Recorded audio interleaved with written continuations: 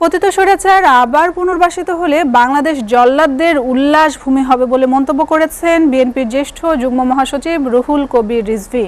আর BNP চেয়ারপারসনের উপদেষ্টা জয়নুল আবেদিন ফারুক বলেছেন 2 মাসেও অন্তর্বর্তী সরকার ফ্যাসিবাদের জঞ্জাল পরিষ্কার করতে পারেনি। সোমবার রাজধানীতে আলাদা অনুষ্ঠানে এইসব কথা বলেন তারা। তাইফুর রহমান তুহিনের প্রতিবেদন। রাজধানীর এলিফ্যান্ট রোড এলাকায় ডেঙ্গু প্রতিরোধে গণসচেতনতামূলক লিফলেট বিতরণ করে বিএনপির সিনিয়র যুগ্ম মহাসচিব রুহুল কবির রিজভী।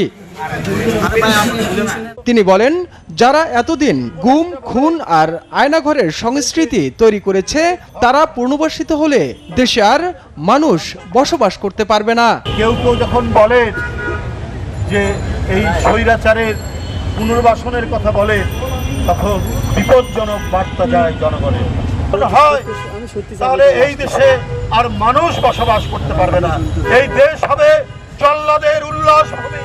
এইখানে গণতন্ত্র, কথা বলা, মত প্রকাশের স্বাধীনতা চিরদিনের জন্য কবরস্থ হয়ে যাবে, গোরস্থানে চলে যাবে।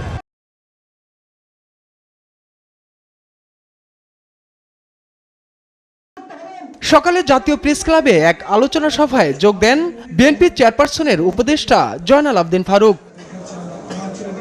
তিনি বলেন, অন্তর্বর্তীকালীন সরকার অন-11-এর মতো আরেকটি চক্রের ষড়যন্ত্রের শিকার যাতে না হয় সেজন্য যৌক্তিক সময়ের মধ্যেই নির্বাচনের রোডম্যাপ দিতে হবে। আপনারা বসে সংস্কার করেন, নিষেধ নাই, কিন্তু এই সংস্কারের সময় কতদিন যাবে? আমরা 1-11 দেখেছি, মঈনুদ্দিন ফখরুদ্দিনকে দেখেছি। আবার যেন আরেকটি চক্র কাজ করে আপনার এই অন্তর্বর্তী সরকারকে ষড়যন্ত্রের শিকার না হতে হয়। এদিকে চাঁদাবাজি বন্ধের দাবিতে রাজধানীর সায়েদাবাদ বাস টার্মিনাল এলাকায় আলহাজ নবিউল্লাহ নবীর নির্দেশে বিক্ষোভ মিছিল করেছে ঢাকা মহানগর দক্ষিণ ও কেন্দ্রীয় যুব দল নেতারা। Taifur Rahman Tuhin, SA TV, Dhaka.